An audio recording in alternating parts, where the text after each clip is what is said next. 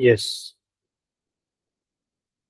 So आपण last lecture पर्यंत हे एवढं शिकलोय की कुठल्या कुठल्या प्रकारची खाती असतात, कुठल्या प्रकारचे बुक्स असतात ज्याच्यात आपण अकाउंटिंग करतो, त्या खात्यांचे नियम काय असतात. जसं की व्यक्ती असेल तर व्यक्तिगत खातं, त्याचे डेबिट क्रेडिटचे नियम काय. वस्तू असेल तर वस्तुगत खातं, त्याचे डेबिट क्रेडिटचे नियम काय. आणि जर का एखादा खर्च असेल किंवा एखादं छोटस उत्पन्न असेल जे महसुली प्रकारचे आहे किंवा इतर प्रकारचे, ते नाममात्र खातं. सो असे 3 प्रकारचे खाते असतात. तुम्हाला अकाउंट्स मध्ये हे 3 प्रकारचे अकाउंट्स ओळखता आले पाहिजेत. ज्या कुठल्या गोष्टीवरती आपण खर्च करतोय, त्या खर्चांमधून ते कुठल्या प्रकारचा खर्च आहे, म्हणजे ते कुठल्या प्रकारचं खातं आहे, हे तुम्हाला ओळखता आलं पाहिजे. जर का आपल्याला काही उत्पन्न झालं, तर ते कुठल्या प्रकारचं उत्पन्न आहे,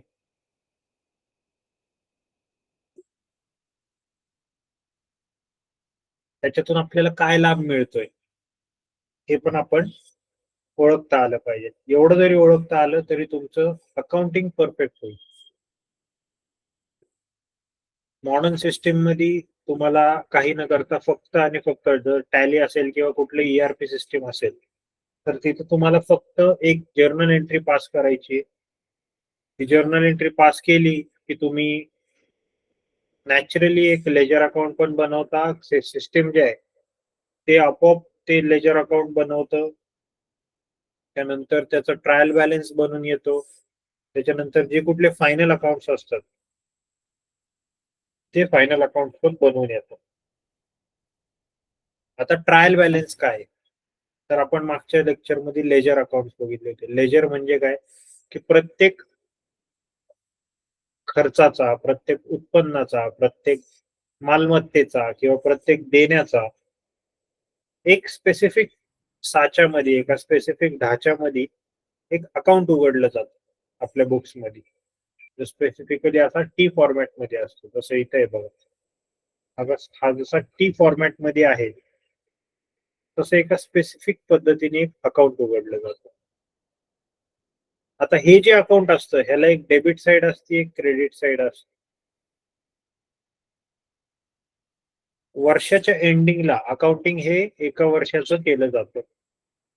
वर्षाच्या एंडिंगला किंवा जो कुठला कार्यकाळ तुम्ही अकाउंटिंग साठी चूज करताय, क्वार्टर असेल, मंथली असेल, 6 मंथली असेल, त्या अकाउंटिंग पिरियड साठी तुमचा जो काही एंडिंगला जो बॅलन्स उरतो म्हणजे इथं बघा जसे 2 साइड आहेत, एक डेबिट साइड एक क्रेडिट साइड.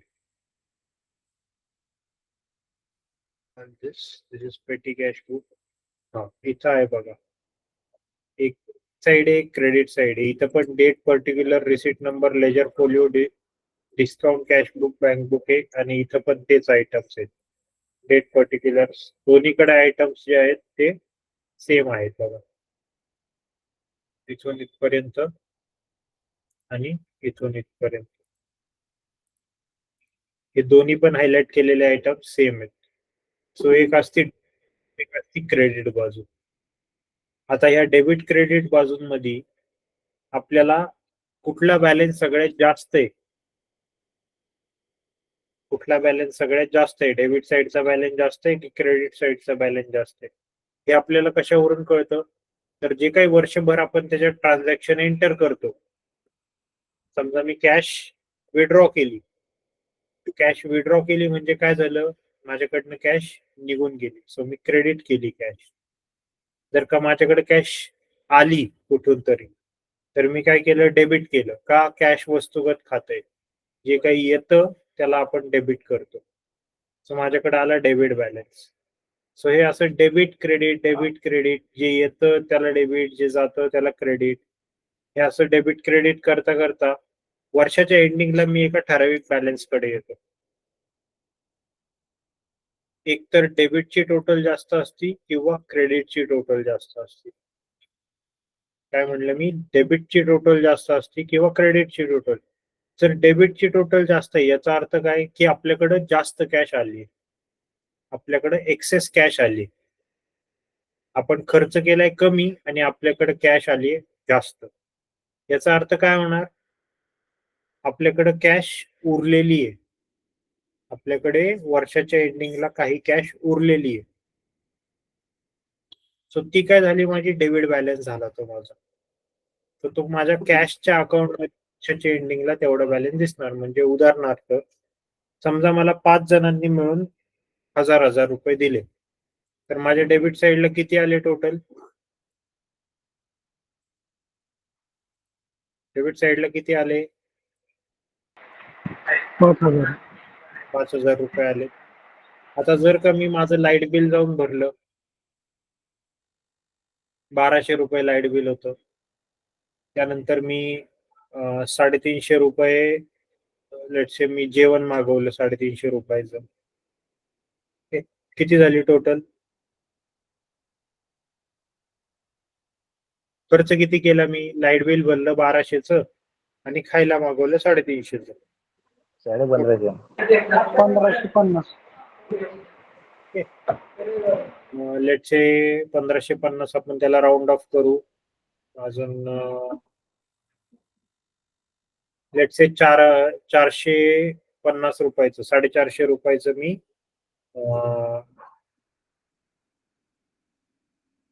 काहीतरी एक ऍसेट विकत घेतली. लेट्स से 450 रुपयाला मी हा माऊस विकत घेतला. आता माझ्याकडे किती कॅशचा खर्च किती झाला? सुरुवातीचे 1550 आणि त्यानंतर 550, 2000. 2000 नाही झाला, जास्त झाला. 450 का 550? 450 बोल. 2100. 2000 नाही 450 बोललो होतो मी सुरुवातीला. सो 2100 रुपये. आता मला सांगा 2000 रुपये माझ्याकडे उत्पन्न किती आलो? 1000चे 5 पैसे दिले म्हणजे 5000चं उत्पन्न. माझ्याकडनं खर्च किती झाला? 2000 रुपये खर्च झाला. म्हणजे वर्षाच्या एंडिंगला माझ्याकडे 3000 उरलेत. वर्षाच्या एंडिंगला माझ्या खिशात 3000 रुपये उरले. काय झाला माझा वर्षाच्या एंडिंगचा बॅलन्स झाला. माझ्याकडे किती बॅलन्स आहे? तर वर्षाच्या एंडिंगला 3000 बॅलन्स आहे. प्रत्येक खात्यामध्ये हेच होणार. प्रत्येक खात्यामध्ये हेच होणार. काही ना काहीतरी येणार, काही ना काहीतरी त्याच्यावरती खर्च होणार, म्हणजेच ते कमी होणार. ओके. आणि वर्षाच्या एंडिंगला त्याच्यात बॅलन्स राहणार. आता हे सगळे जे वर्षाच्या एंडिंगचे बॅलन्सेस आहेत,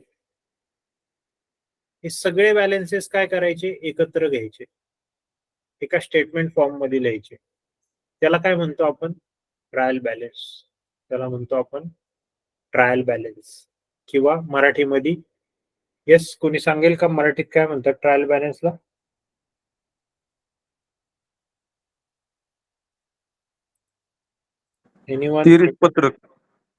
तेरीस पत्रक. धन्यवाद स्वप्नीलजी, एकदम बरोबर. किरणजी एकदम बरोबर. 23 पत्रक. किती 23 पत्रक बघितलेत का स्वप्नीलजी? 23 पत्रक हो पाहिलेत की. काय असतं सर 23 पत्रकात? जमा आणि नावे. बरोबर. 23 पत्रक. जमा आणि नावे. जमा आणि नावे कशा कशाचं काय काय काय एखाद दोन आयटम सांगा बरं, जमेच्या साईडचे आणि नावेच्या साईडचे एक दोन आयटम. जमेच्या साईडला शिल्लक बॅलन्स आणि नावेला कॅश खर्च. In hand, cash at bank.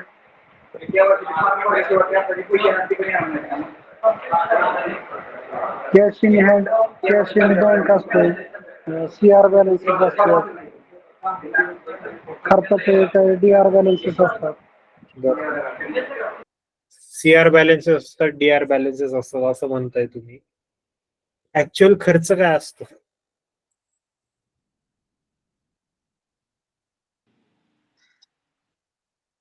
मला माहितीये तुम्ही ट्रायल बॅलन्स तुमच्या डोळ्यासमोर उभा आहे.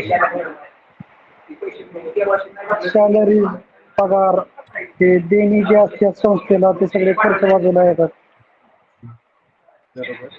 प्रॉफिट अँड लॉस मध्ये नंतर मग आपण त्याची एंट्री करतो पुढे जाऊन. Very good. किरणजींना बरंचसं अकाउंट्स माहिती आहे. आय होप बऱ्याच जणांना बरंचसं अकाउंट्स माहिती आहे. पण ट्रायल बॅलन्स मध्ये हे जे खर्च, उत्पन्न, ओके, जसं की पगार असेल, कमिशन असेल, व्याज असेल, हे सगळं काही जे असतं ते तुम्हाला कुठे दिसतं, तर ते ट्रायल बॅलन्स मध्ये वर्षाच्या एंडिंगला किती किती खर्च झालाय हे दिसतं, किती बॅलन्स उरलाय कॅश मध्ये ते दिसतं, किती उत्पन्न आलंय आपल्याला ते पण दिसतं. कसं काय दिसतं, तर ट्रायल बॅलन्स मध्ये आपण असा एक फॉर्मॅट बनवतो की खर्च आपण इथं नाव लिहितो, कशाचं काय कशावरती केलाय, आणि सायमल्टेनियसली डेबिट आणि क्रेडिट हे त्याच्या दोन अमाऊंट आहेत. आयदर त्याला डेबिट बॅलन्स असू शकतो किंवा त्याला क्रेडिट बॅलन्स असू शकतो. सो या तीन गोष्टी तुम्हाला या ट्रायल बॅलन्स मधून दिसून येतात. मग हे जे ट्रायल बॅलन्स फायनल तुम्ही बनवता, त्या ट्रायल बॅलन्सच्या आधारे आपण काय बनवतो, तर आपले फायनल अकाउंट म्हणजे जे आपलं बॅलन्स शीट आहे, जे आपले प्रॉफिट अँड लॉस अकाउंट आहे, जर का एखादी मॅन्युफॅक्चरिंग युनिट असेल किंवा ट्रेडिंग युनिट असेल तर त्याचं ट्रेडिंग अकाउंट वेगळं बनतं. सो हे सगळे अकाउंट्स ह्या ट्रायल बॅलन्सच्या बेसिसवरती बनतात. Is it clear? इथपर्यंत बेसिक क्लिअर आहे का?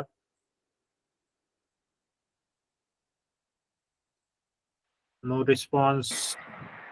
हो हो. कळलंय काय बोललोय मी? काही समजलं नाही असं काही आहे का?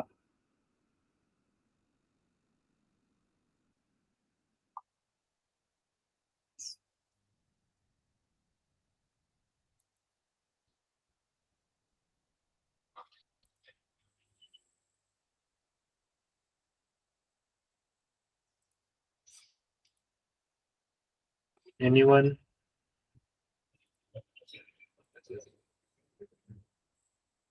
कोणीच नाही? सगळ्यांना समजलं?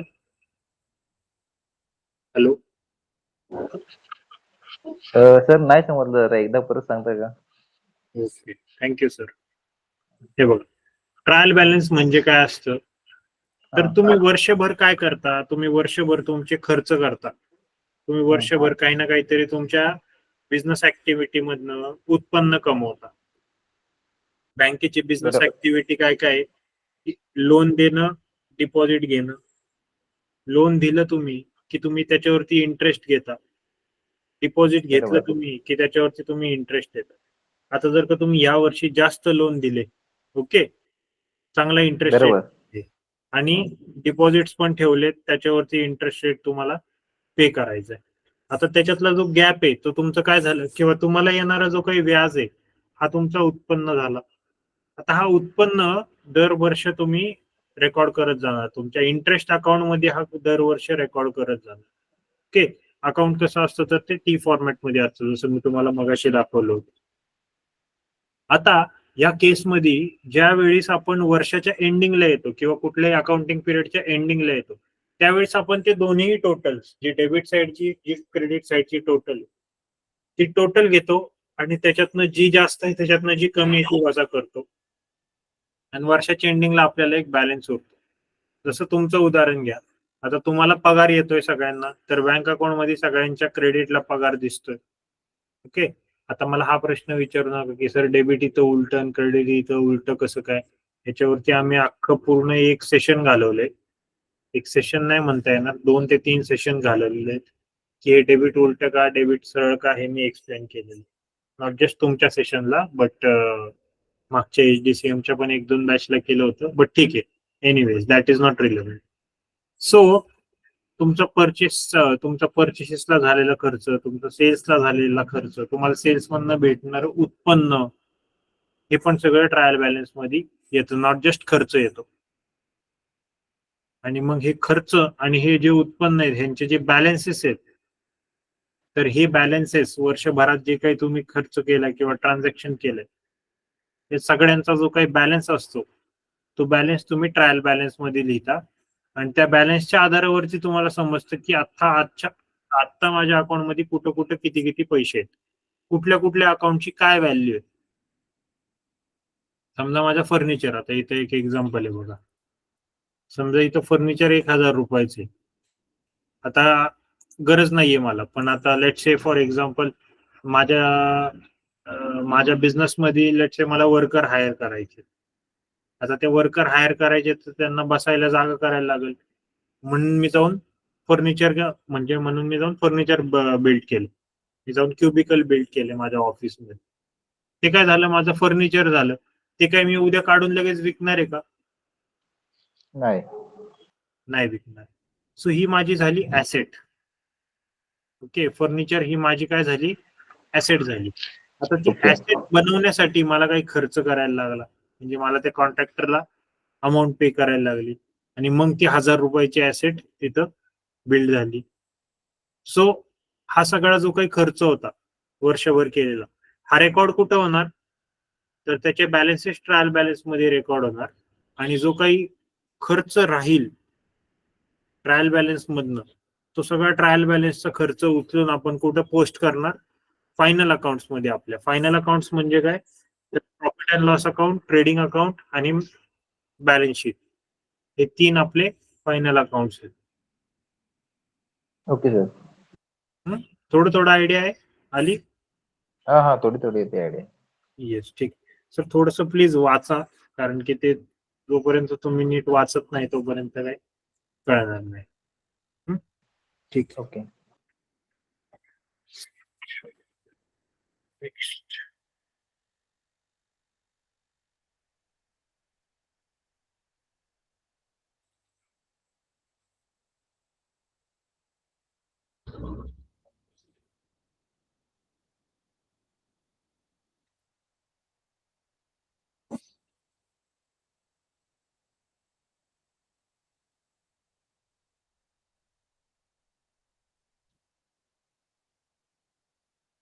नेक्स्ट आहेत अकाउंटिंग एरर अँड रेक्टिफिकेशन. आता जनरली हे जे एरर होतात, एरर म्हणजे काय हो, चुका.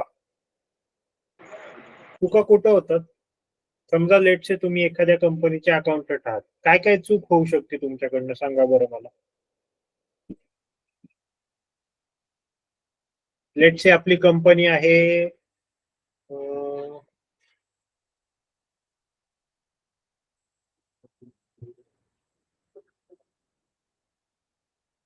पिडलाइट. पिडलाइट ऐकलंय? पिडलाइट कशाची कंपनी आहे? कोणीच नाही ऐकलं?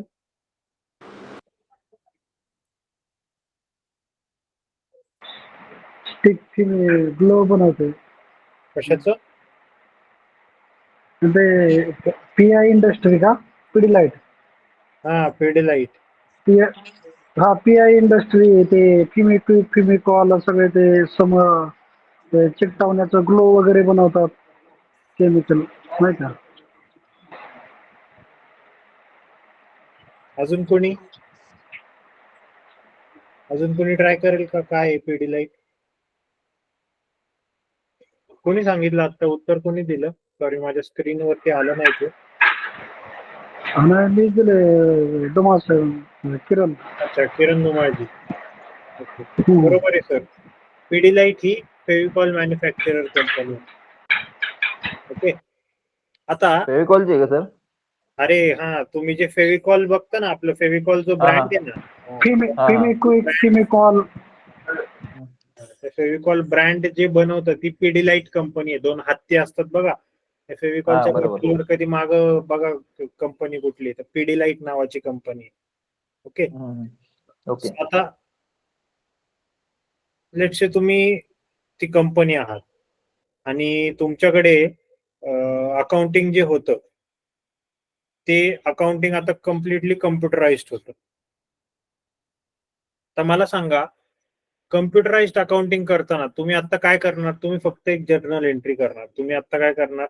फक्त एक एंट्री पास करणार. लेट्स से तुम्ही फेविकॉल बनवण्यासाठी किंवा तुमचं जे काही प्रॉडक्ट आहे, आता लेट्स से पिडीलाइटचं सगळ्यात प्राईम प्रॉडक्ट आहे फेविकॉल.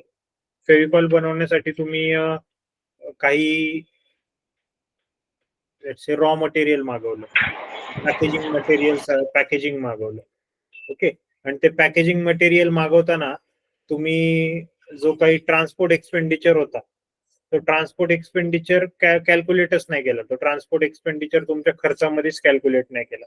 कारण की तुमच्याकडे ऑब्व्हियसली एक बॉटल नाही नुसतं कोणी घेऊन आलं ना, किंवा एक कॅन नाही घेऊन आलं. तुमच्याकडं लाखो कॅन कोणीतरी ट्रान्सपोर्ट करते आणि तो ट्रान्सपोर्ट एक्सपेंडिचरच तुमच्याकडनं एंट्री करायचा राहून गेला. Okay, just by some mistake, किंवा एक 10 ट्रक्सचा एक एक XYZ कन्साइनमेंटचा ट्रान्सपोर्ट एक्सपेंडिचर तुमच्याकडनं एंट्री करायचा राहून गेला. तो खर्च तुमच्या अकाउंट मध्ये आलाच नाही. काय झालं? तो खर्च तुमच्या अकाउंट मध्ये आलाच नाही. आता मला सांगा, तुमचं जे ट्रायल बॅलन्स आहे किंवा तुमचं लेट्स से जे काही अकाउंट्स आहे, अकाउंट्स तर बरोबर नाहीच येणार, बट तुमच्या ट्रायल बॅलन्सवर त्याचा फरक पडेल का हो?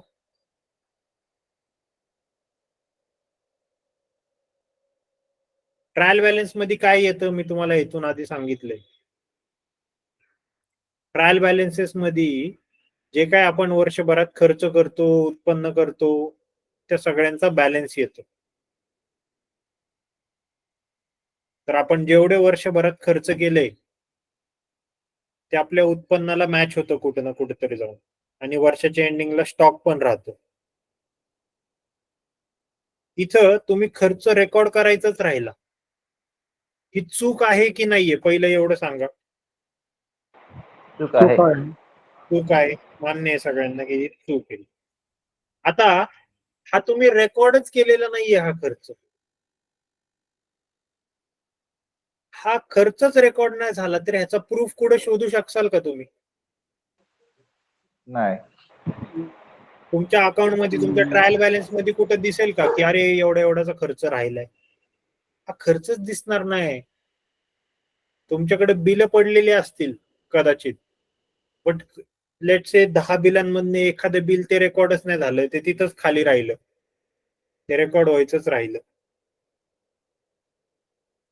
तर आता त्या केसमध्ये तुमचं अकाउंटिंग तर बरोबर नाही ना होणार. तुमचं बॅलन्सेस सगळे टॅली होतील, नो डाऊट, बट ऍक्च्युअल अकाउंटिंगच तुमचं बरोबर नाही होणार. का? कारण की तुम्ही पूर्णच्या पूर्ण एक ट्रान्झॅक्शनच वगळलं. सो हा झाला अकाउंटिंग एरर.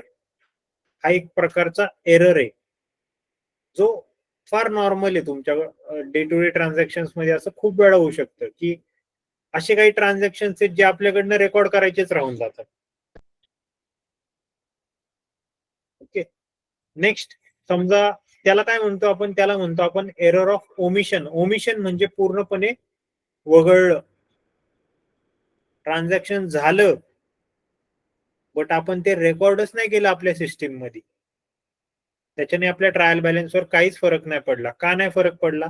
आपण कुठल्या अकाउंटला डेबिट नाही टाकलं, आपण कुठल्या अकाउंटला क्रेडिट नाही केलं.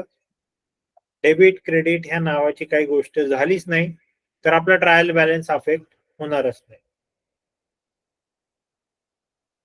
ओके, तुमच्याकडे लेट्स म्हणजे याचं सगळ्यात सिंपल उदाहरण सांगतो. तुमच्याकडे 100 रुपये आहेत.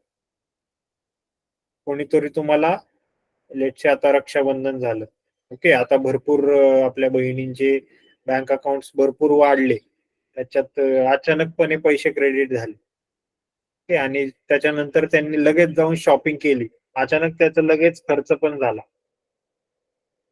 पण बाय चान्स, आता जस्ट हे हायपोथेटिकल एक्झाम्पल देतोय, लेट्स ती कंपनी आहे. त्या कंपनीमध्ये अचानक भरपूर रेव्हेन्यू आला आणि अचानक भरपूर एक्सपेंडिचर झाला, पण तो रेकॉर्डच नाही झाला. कोणाला कळलंच नाही, कान खबर नाही की कुठून काय आलं आणि कुठून कुठं पैसे गेले. जर का ती गोष्ट रेकॉर्डच नाही झाली तर ती झालीच नाही असं पण गृहीत धरलं जाऊ शकतं. तुमच्या अकाउंट मध्ये तो एक्सपेंडिचरच नाही येणार. हा कम्प्लीट एरर ऑफ ओमिशन असू शकतो. म्हणजे तुमच्या अकाउंट मधून ते ट्रान्झॅक्शनच गायब होऊ शकतो. हा एक प्रकारचा अकाउंटिंग एरर आहे. अजून एक प्रकारचा अकाउंटिंग एरर काय आहे? Error of commission. Error of commission म्हणजे काय? कमिशन म्हणजे जे छोटे मोठे क्लरिकल एरर असतात ना, जसं की आता फॉर एक्झाम्पल किरणजी बसलेत अकाउंटिंग करतायत, ओके, आणि अकाउंटिंग करता करता लेट्स से त्यांनी ते सगळे ह्या वर्षभराचं किंवा हा चलो ट्रान्सपोर्टच एक्झाम्पल घेऊ. ते वर्षभर अकाउंटिंग करतायत आणि ते अकाउंटिंग करताना त्यांनी जेवढे काही आपल्याकडे ट्रान्सपोर्ट आलेले आहेत, जेवढे काही आपल्याकडे ट्रक आलेत, जेवढे बिलं आलेत, त्या बिलांचं कॅल्क्युलेशन करतायत. समजा 1 तारखेला एक ट्रक आला तर त्याचं बिल झालं 3,000 रुपये. 2 तारखेला दुसरा एक ट्रक आला जम्मू काश्मीर वरनं, तर त्याचं बिल झालं 8,000 रुपये. 3 तारखेला अजून एक दुसरा ट्रक आला, ज्याचं बिल झालं 4,000 रुपये. सो असे हे 3, 8, 4 वगैरे असे XYZ अमाऊंट सगळे काही महिन्याभराचं ते कॅल्क्युलेट करतात की महिन्याभरात माझा कितीचा खर्च झाला टोटल ट्रान्सपोर्टचा. आणि तो सगळा काही जो काही ट्रान्सपोर्ट खर्च आहे तो महिन्याच्या एंडिंगला समजा त्यांना ते अकाउंटिंग एंट्रीचं सगळं रेक्टिफिकेशन करायचं. इथं ते टोटल घेताना ते चुकले. समजा सगळे टोटल घेताना एखादी अमाऊंट कॅल्क्युलेटरवर राहिली किंवा कॅल्क्युलेट नाही केली, बाय चान्स बाय मिस्टेक यांनी ती राहून गेली. तिथं अकाउंट सगळे बरोबर आहेत, पण तुमची चूक कुठं झाली, ही क्लरिकल मिस्टेक झाली अकाउंटिंग मध्ये. काय झाली क्लरिकल मिस्टेक? काय टोटलिंग चुकीची झाली. एकतर कमी टोटल घेतली किंवा जास्त टोटल घेतली. एखादा आयटम 2 वेळा घेतला, लक्षात नाही आलं, म्हणजे ते कॅल्क्युलेट करत होते 1000 प्लस 2000 प्लस 4000 प्लस 5000, आणि तेवढ्यात कुणीतरी मध्येच आवाज दिला, सचिनजींनी आवाज दिला की अरे किरण 1-2 मिनिटं ऐकता का, असं असं झालं. आणि त्याच्यानंतर परत किरणजी परत कॅल्क्युलेट करायला लागले. आता तिथं जी एक अमाऊंट ऑलरेडी त्यांनी कॅल्क्युलेट केली होती ती परत अमाऊंट कॅल्क्युलेट केली. इथं काय झालं, टोटल जास्त झाली. त्यांनी अकाउंटिंग एंट्री केली की ट्रान्सपोर्ट एक्सपेंडिचर किती झाला या महिन्यात, तर ट्रान्सपोर्ट एक्सपेंडिचर झाला त्याचे 10,000 ऍक्च्युअल करेक्ट बॅलन्स होता. त्यांनी 1,000चं बिल अजून एकदा ऍड केलं तर ते 11,000 झालं. अकाउंटिंग मध्ये काही चूक आहे का हो? झालेल्या खर्चात काही चूक आहे का? सगळं काही बरोबर आहे, पण चूक कुठं झालीये? चूक त्यांच्या टोटल करण्यात झाली. सो एक क्लरिकल मिस्टेक झालेली आहे इथं. ओके, सो त्या क्लरिकल एररला आपण एरर ऑफ कमिशन म्हणतो. असे भरपूर प्रकारचे क्लरिकल एरर असतात. कुठले कुठले? हे बघा, टोटलिंग चुकणं म्हणजे शॉर्ट टोटल होणं किंवा जास्त टोटल होणं. बॅलन्स घेताना चुकला, डेबिट साईडचा बॅलन्स जास्त होता, क्रेडिट साईडचा बॅलन्स कमी होता. घेताना काही ना काहीतरी थोडस चुकी झाली, कुठेतरी एखादा आयटम कुठेतरी मिस झाला टोटल घेताना. कॅरी फॉरवर्ड करताना अमाऊंट चुकी झाली, म्हणजे तुमच्या पासबुक मध्ये असतं ना, तुम्ही बॅलन्स कॅरी फॉरवर्ड करता. आता ते तुम्ही नाही करत, ते जनरली सिस्टीम करतं. सी हे एरर्स कुठं व्हायचे? हे एरर्स फक्त ज्यावेळेस बुक्स ऑफ अकाउंट्स होते ना, ज्यावेळेस हाताने कारकीर्द सगळी लिहिली जायची, किंवा मॅन्युअल अकाउंटिंग सिस्टीम जेव्हा होती.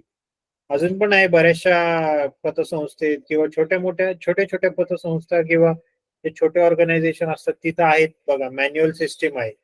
मी रिसेंटली कामशेत मध्ये होतो, तर कामशेत मधली मी एक पतसंस्था ऑडिट करत होतो. तर त्या पतसंस्थेत मला ऑडिट करताना त्यांच्याकडे कम्प्युटराइज सिस्टीम पण आहे, आणि प्लस त्यांनी सगळं काही बुक्स वरती पण रेकॉर्ड ठेवलेलं आहे. आता तिथं बऱ्याच वेळा असं व्हायचं की बुक्सवर, म्हणजे मी एकदा काय जस्ट करंट बॅलन्सेस सगळ्याच ह्याच्यात व्हायचं, बट मी करंट अकाउंटचे बॅलन्सेस व्हेरीफाय करत होतो. तर त्यामध्ये बऱ्याच वेळा असं व्हायचं की महिन्याचा हा खर्च या व्यक्तीचा आहे, हे डिपॉझिट ऍक्च्युअल बुक्स मध्ये तर आहे, म्हणजे कुठं कम्प्युटरवर तर आहे, बट इथं नाही दिलेला, की त्यांनी रजिस्टर मध्ये लिहायचं राहिलं, किंवा काही ट्रान्झॅक्शन रजिस्टर मध्ये लिहिले पण ते अकाउंटिंग एंट्री करायची राहायची, किंवा रजिस्टर मधली टोटल वेगळी आणि समोर जे काही कम्प्युटर वरती अकाउंट आहे तर त्या अकाउंट वरची टोटल वेगळी. सो असं बऱ्याच वेळा व्हायचं. कॅरी फॉरवर्ड एखादी अमाऊंट करायची, मागच्या महिन्याचा एखादा बॅलन्स पुढच्या महिन्यात घ्यायचा आहे, तिथं कधी कधी मिस्टेक व्हायची की चुकीचा बॅलन्स घेतला किंवा चुकीची अमाऊंट दिसली. 256 घ्यायच्या ऐवजी 265 रुपये घेतले. सो असे छोट्या मोठ्या ज्या मिस्टेक्स होतात कॅरी फॉरवर्ड करताना, किंवा चुकीच्या व्यक्तीलाच लिहिलंय, म्हणजे समजा आता घनश्याम आला माझ्याकडे आणि त्यांनी पैसे भरले आणि मी ते श्यामच्या अकाउंटलाच लिहिले, तर इथं काय झालं, पैसे तर आले, मी लिहिलं तर बरोबर, पण ते मी कोणाच्या अकाउंटला लिहिलं? श्यामच्या अकाउंटला लिहिलं. सो इथं काय झालं, चुकीच्या व्यक्तीला अमाऊंट गेली ना. So posting correct amount to wrong account, बरोबर अमाऊंट रॉंग अकाउंटला टाकली. कधी कधी चुकीची अमाऊंट टाकू शकतो. पटापट टाईप करता करता 3,000 रुपये डिपॉझिट केले, पण टाईप करता करता 3,000चे 30,000 झाले. होतात ना असे मिस्टेक्स? Yes no? असे छोटे छोटे क्लरिकल मिस्टेक्स होतात का कधी तुमच्याकडून?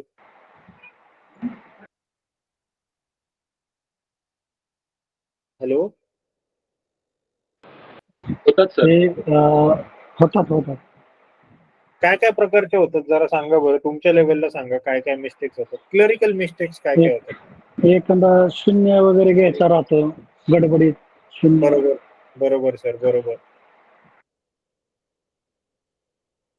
अजून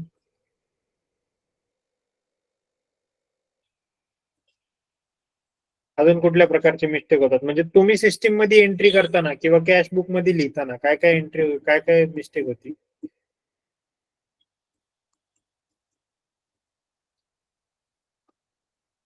शक्यतो आता होती का? आता नाही, नसेल होत तर नाही म्हणा ना. जमेची नावेला होती सर. बरोबर, जमेची क्रेडिटच्या नावे. डेबिटला, डेबिटच्या क्रेडिटला होते ना. Yes yes yes yes. हीच जी मिस्टेक आहे त्याला एरर ऑफ कमिशन म्हणतात. कधी डेबिटचं क्रेडिटला जातं, क्रेडिटचं डेबिटला जातं, चुकीच्या साईडला आहे बघा, इथं खाली लिहिलंय बघा, posting to the wrong side of the correct account, posting to the wrong side of the wrong account.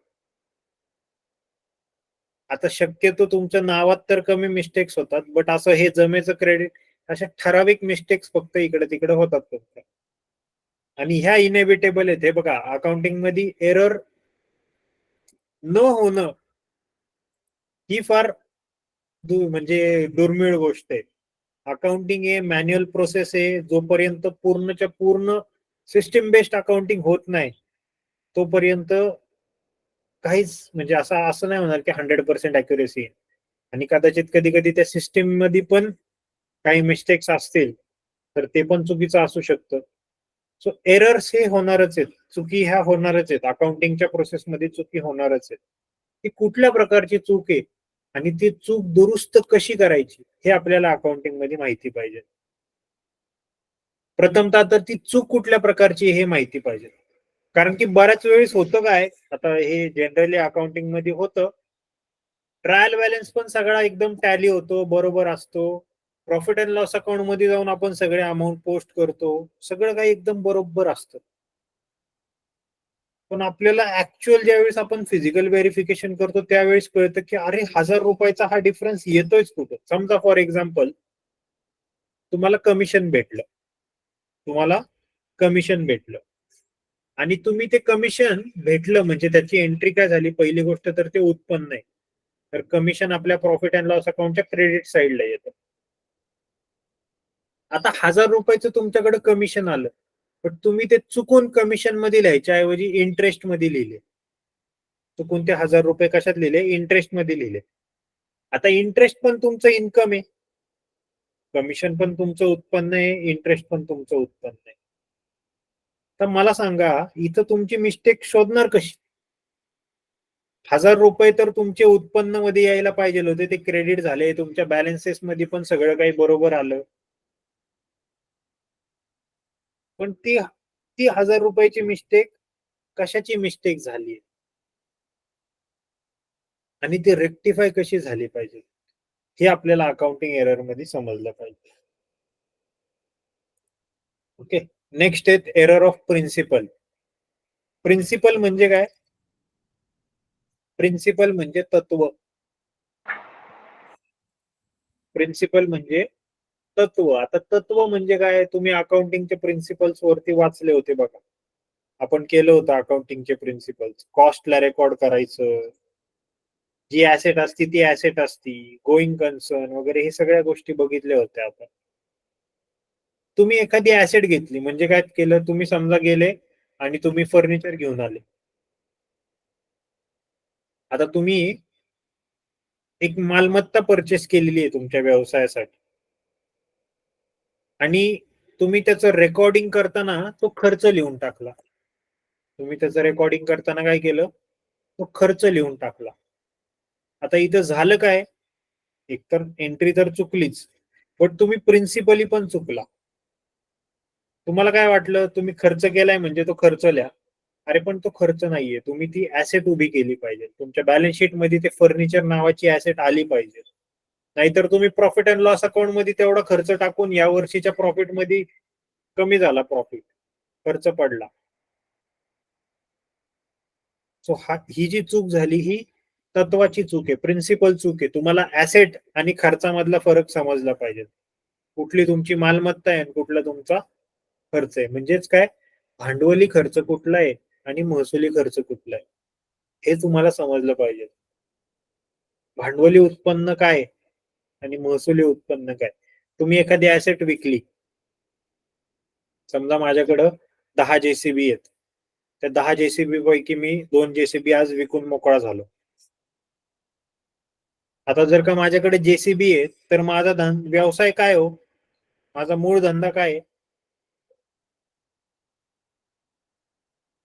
Yes,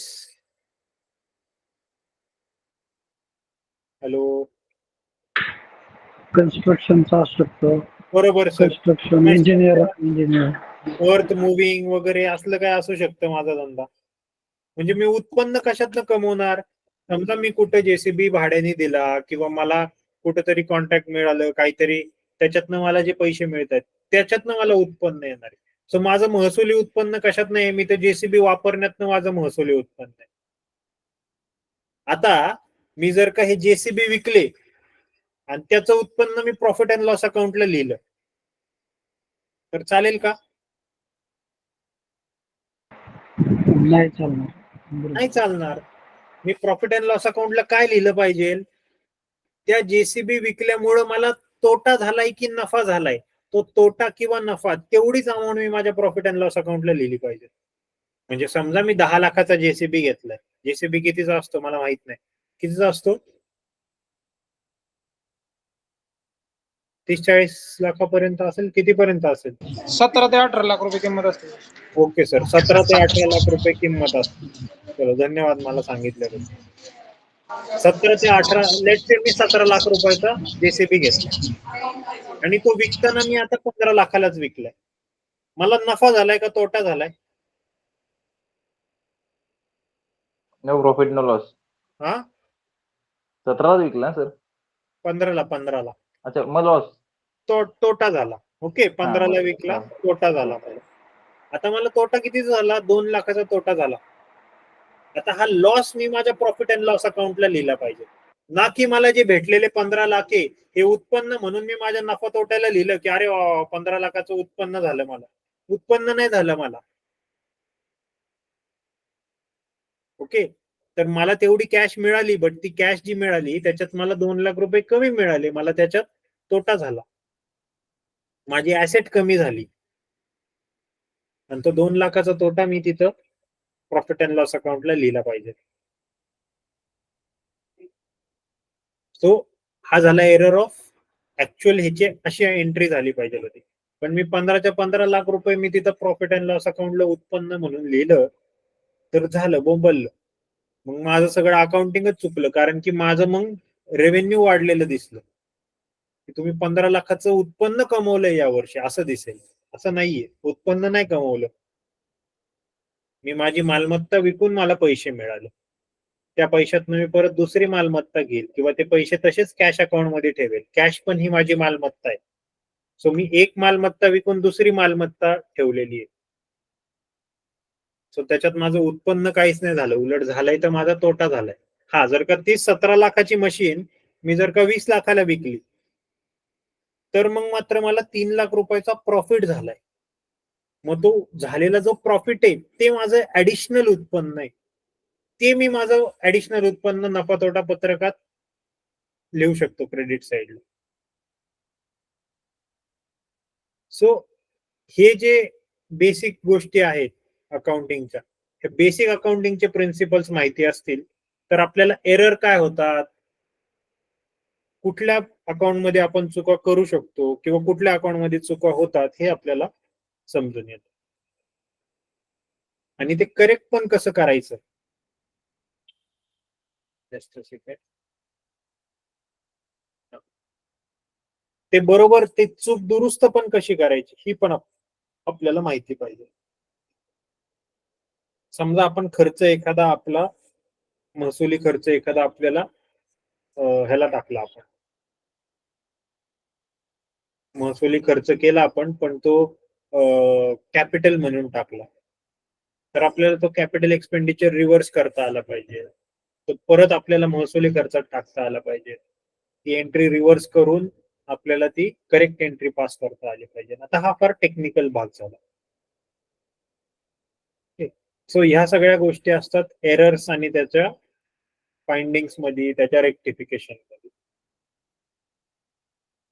clear आहे? बेसिक थोडं तरी कळलंय काय काय चुका असतात, कशा प्रकारच्या चुका असतात, कुठल्या चुका ट्रायल बॅलन्सवर इफेक्ट करतात, कुठल्या चुका ट्रायल बॅलन्सवर इफेक्ट करत नाही.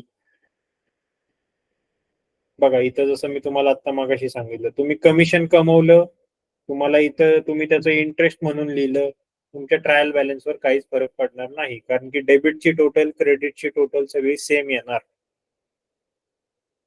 कमिशन पण एक प्रकारचं उत्पन्न आहे, इंटरेस्ट पण एक प्रकारचं उत्पन्न आहे.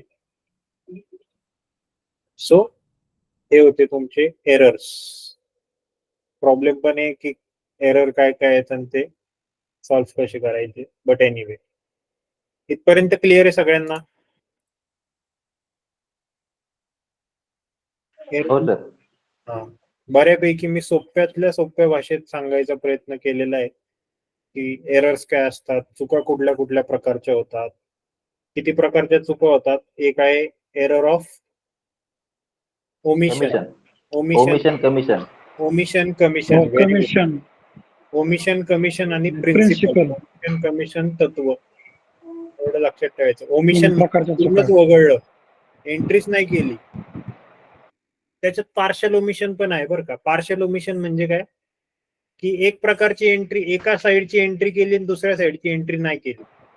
डेबिटची बरोबर आहे, क्रेडिटची चुकली. बरोबर, डेबिटची बरोबर नाही नाही, डेबिटची केली आणि क्रेडिटची केलीच नाही, एंट्री केलीच नाही. केली. हा, तर मग त्या केसमध्ये पार्शल ओमिशन, मग तिथे ट्रायल बॅलन्स अफेक्ट होईल बरं का, कारण की एक अकाउंट हिट झालं, दुसरं अकाउंट हिटच नाही झालं, त्या केसमध्ये ट्रायल बॅलन्स इफेक्ट होणार.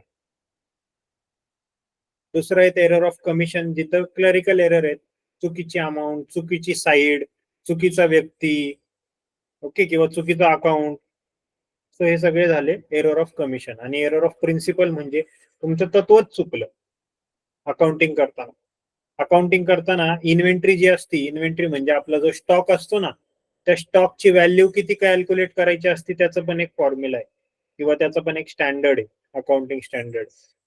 अकाउंटिंग स्टँडर्ड मध्ये ते व्हॅल्युएशन ऑफ इन्व्हेंटरी सांगितलंय की कसं करायचं. तर सगळ्यात म्हणजे सगळ्यात बेसिक ह्याच्यात फॉर्म मध्ये सांगायचं म्हणलं तर कॉस्ट किंवा मार्केट व्हॅल्यू ह्या दोन्हींपैकी जे सगळ्यात कमी असेल त्याच्यावरती आपण आपली इन्व्हेंटरी व्हॅल्यू केली पाहिजे. म्हणजे समजा फॉर एक्झाम्पल मी पेन मॅन्युफॅक्चर किंवा मी माऊस मॅन्युफॅक्चरर, मी हा माऊस बनवतो, मी HP आहे. आता हे माऊस जे आहेत हे आहेत आता let's say old generation Mouse आहे. आता इथं सगळ्यांना बघा लाईट दिसत असेल. लेट्स से मी इथं खाली माझ्याकडे तो रोलरवाला आधी आठवतं का, ते असं बॉल होता खाली, त्याच्या रबर बॉल असायचा. हे आता सेन्सरवाले माऊस आहेत. तर लेट्स से ते बॉलवाले माऊस आहेत माझ्याकडे. ते आता ते माऊस काय जास्त विकले जात नाहीत.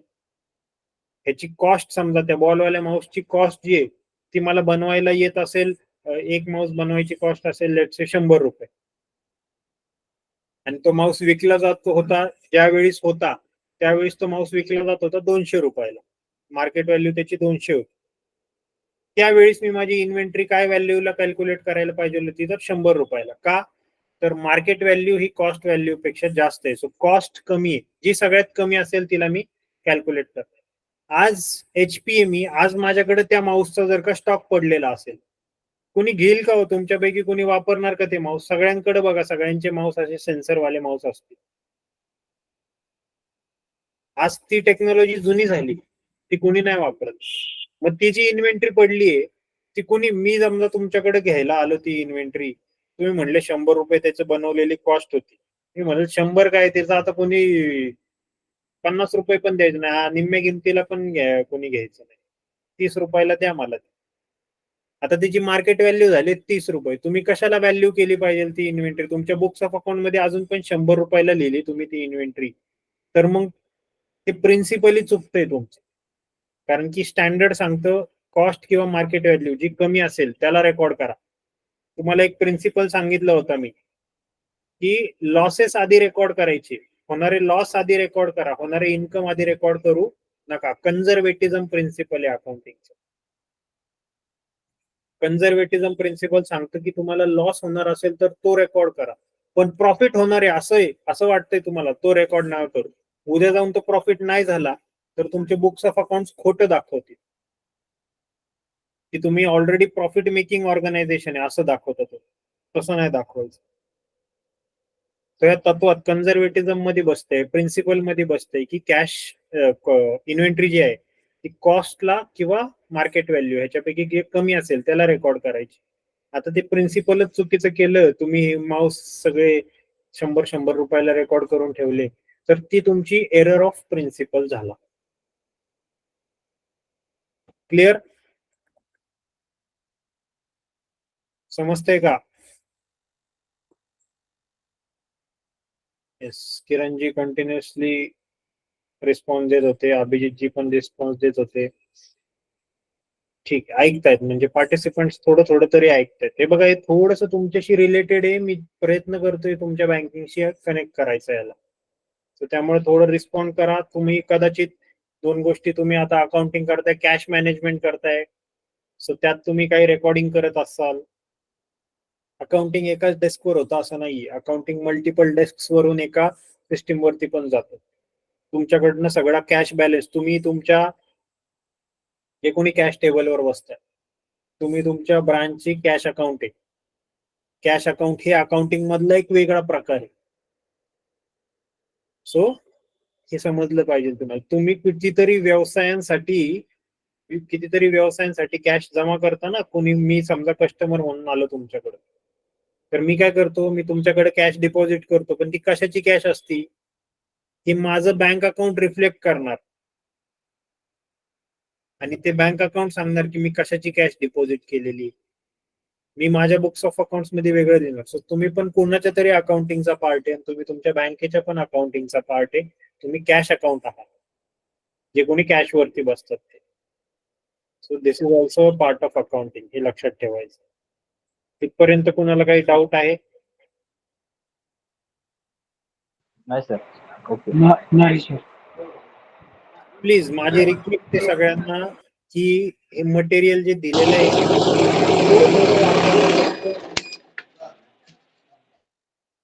हनुमंतजी कॅशचा भरपूर आवाज आलेला आहे, भरपूर कॅश मोजलेली आहे तुम्ही. ठीक आहे. फोन तिथं कॅश मशीनच्या बाजूला नका ठेवू, जरा बाजूला ठेवत ना. सो माझी रिक्वेस्ट राहील की थोडं अकाउंटिंगचं जे मटेरियल आहे फक्त नजरेखालून घाला. कारण की बऱ्यापैकी मी सिम्पल लँग्वेज मध्ये एक्सप्लेन करायचा प्रयत्न करतोय, बट तुम्हाला पेपर मध्ये लिहिताना ही इथली भाषा आली पाहिजे. तर म्हणून हे वाचत राहा. पुढचा जो चॅप्टर आहे तो आहे फायनल अकाउंटचा. तो फायनल अकाउंटचा चॅप्टर आहे, तो मला थोडा फ्रेश घ्यायचा. ओके.